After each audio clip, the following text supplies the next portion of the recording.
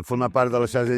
ens ha donat valors i coneixements que nosaltres, de fet, crec que ja els havíem començat, però els havíem començat de manera, com he dit ara, a través d'un pla general que ens ha permès poder arribar aquí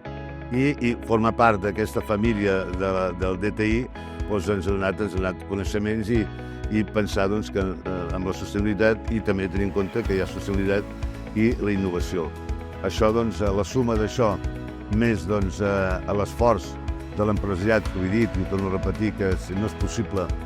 si no hi ha un treball constant darrere de l'empresariat, serà difícil. Amb la qual vol dir que estar en la xarxa DTI vol dir és del top amb coneixements tecnològics, amb estar al dia i en poder millorar, però que si no tinguéssim aquesta base que la tenim des del seu inici i que l'hem anat mantinguent i que l'hem anat continuant, seria fluixa, no? El model DTI és l'avantguarda de la sostenibilitat. A Santa Susanna tenim una conscienciació social molt gran i moralment sabem que no podem deixar un futur per a les nostres generacions pitjor.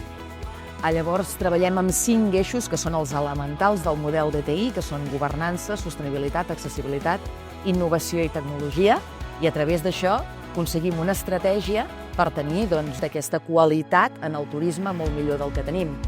I a part d'això, amb el sector turístic els intentem posar aquestes ulleres de la sostenibilitat